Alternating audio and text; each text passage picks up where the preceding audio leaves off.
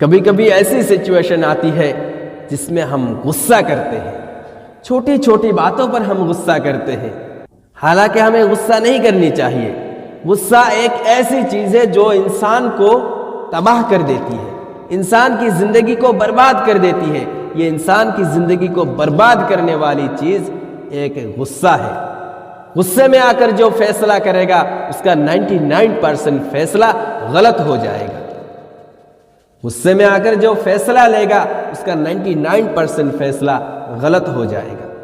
इसलिए गुस्से को काबू में रखिए और धैर्य को बढ़ाए रखिए।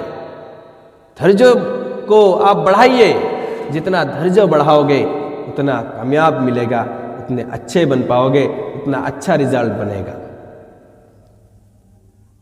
या आजकल जो नौजवान लड़के और लड़कियां हैं ना, इनका दिमाग तो और तेज है।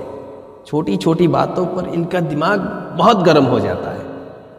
किसी को अगर किसी ने फ़ोन किया, फ़ोन नहीं उठाया तो वो गुस्सा, इतना गुस्सा दिखाती है, इतना गुस्सा दिखाती है। लड़के इतना गुस्सा दिखाते हैं, उनके दिमाग में आग लग जाते हैं।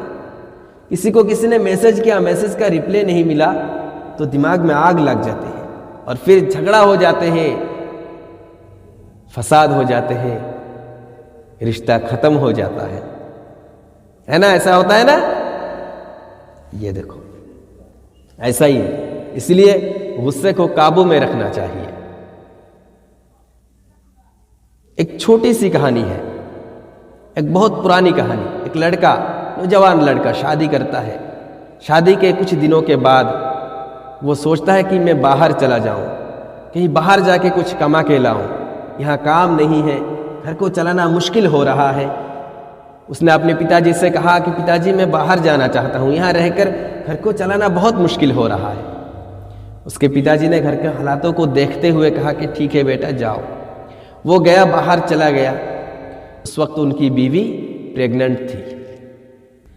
बाहर चला गया तो गया, 15 साल तक वो घर नहीं आया। 15 साल तक उसने कमाया कमाया कमाया, बहुत संपत्ति इकट्ठा की, बहुत मालदार बन गया, बहुत बड़ा सेठ बन गया, बहुत अमीर हो गया।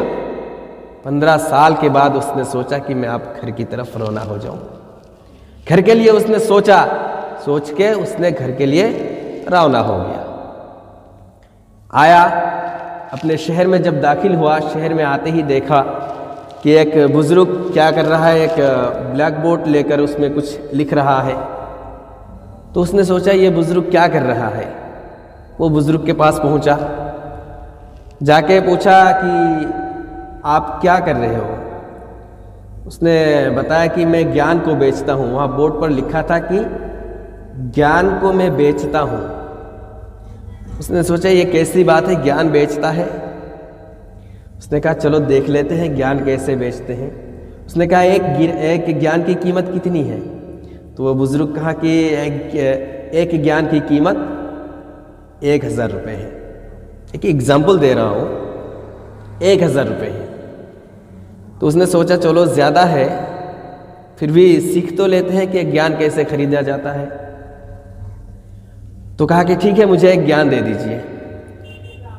1000 रुपये ले लिया उस बुजुर्ग ने और उसको बताया कि बेटा जो भी काम करो, जो भी काम करो, काम करने से पहले 2 मिनट ठंडी दिमाग से सोच लेना। दिमाग को ठंडा करके 2 मिनट सोच लेना, फिर जाके वो काम करना। उसने उसको अपनी डायरी में लिखकर चला आया। घर की तरफ रवाना हुआ। घर में आया, आते आते घर को आते आते वो रात हो गया। रात में आकर घर पहुंचा। उसने सोचा रात में आकर घर पहुंचा हूं और इतने दिनों के बाद आया हूं, 15 साल के बाद, सबसे पहले मैं अपनी बीवी से मिल लेता हूं। वो अपने बीवी के पास गया, घर में गया, दाखिल हुआ। घर में जाके देखा कि उसकी बीवी किसी एक नौजवान के साथ लेटी है, सोई हुई है। वो देखते ही उसको बहुत गुस्सा आया, दिमाग में आग लग गई। हर किसी का ऐसा होगा कि अपनी बीवी किसी दूसरे के साथ सोते हुए देख लिया तो किसका गुस्सा नहीं आएगा, हर किसी का गुस्सा आएगा। तो बहुत गुस्सा आया उसको। उसने सोचा मैं तेरे लिए इतना कुछ किया, मैं तेरे लिए बाहर चला गया, तेरे लिए मैं 15 साल बाहर रहा, मैंने कमाया, संपत्ति कमाई, ये किसके लिए? तेरे ही लिए मैंने कमाई ना। और तू दूसरे लड़के के साथ ऐश कर रही है। चल मैं तुम दोनों को ख़त्म ही कर देता हूँ। उसने ये सोच के तलवार निकाला और दोनों को ख़त्म करने के लिए आगे बढ़ा। जब वो आगे बढ़ा तो फौरन उसके दिमाग में एक चीज़ आई कि मैंने एक ज्ञान खरीदी, उसमें तो ये लिखा है, उन्होंने तो बताया, उस बुजुर्ग ने बताया, बेटा जो भी काम करने के लिए जाओ उससे पहले तुम 2 मिनट ठंडी दिमाग से सोच लो। तो उसने सोचा कि चलो 2 मिनट में सोच लेता हूँ।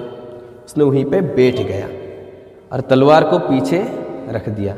जब पीछे रखने के लिए वो कोशिश कर रहा था, वो तलवार जाके एक बर्तन को जाके ठुकराया और वहाँ से एक बर्तन नीचे गिर गया। जैसे ही बर्तन नीचे गिर गया तो उसकी बीवी की आंखें खुली। जब आंखें खुली देखा कि उसके शौहर उसके सामने बैठे हैं तो वो बहुत खुश हो गई। खुश होते हुए अपने शौहर के पास आई और कहने लगी, शौहर आप आ गए, मुझे खबर तक नहीं दी। मैं कितनी तकलीफ़ों से मैं अपनी ज़िंदगी गुजर रही हूँ, आपके लिए मैं कैसे कैसे ज़िंदगी गुजारी, मुझे पता है मैं कैसे ज़िंदगी गुजारी। तो ये कहते ही जाके बिस्तर में जो सोया हुआ था उसको बुलाया, बेटा उठ जाओ, तुम्हारा पिताजी आया है, तुम्हारा पापा आया है। और वो उठ के आके अपने पिता की पैर छूने लगा। पैर छूने जब लगा तो सर में जो पगड़ी थी वो पगड़ी नीचे गिर गई और सर से लंबा लंबा बाल निकला। जब बाल निकला तो वो अपनी बीवी कहने लगी कि ये तुम्हारा बेटा नहीं है, ये तुम्हारी बेटी है, ये लड़की है। मैंने इसको इसीलिए लड़का बनाकर रखा, ऐसे बनाकर रखा इसलिए आप नहीं थे, ना तो मेरे ऊपर कोई बुरी नज़र डाले और ना ही तुम्हारी बेटी के ऊपर कोई बुरी नज़र डाले। इसीलिए मैंने इसी डर से मैंने क्या किया, अपनी बेटी को बेटे जैसे संस्कार दे के रखा। ये सुनते ही उसको होश उड़ गया। ये सुनते ही उसका होश उड़ गया। मैंने क्या करने चला था, अभी तो इन दोनों को मैं ख़त्म करने वाला था। ये गुस्सा देखो किस हद तक लोगों को ले जा सकते हैं। इसलिए कहा जाता है कि गुस्से को काबू में रखो और धैर्य को बढ़ाए रखो। अगर उस वक्त वो बात नहीं सोचता कि ठंडी दिमाग से अगर सोचने के लिए नहीं बैठता तो ये काम बिगड़ जाता। इसीलिए जब भी कोई काम करो ठंडी दिमाग से 2 मिनट सोच लिया करो।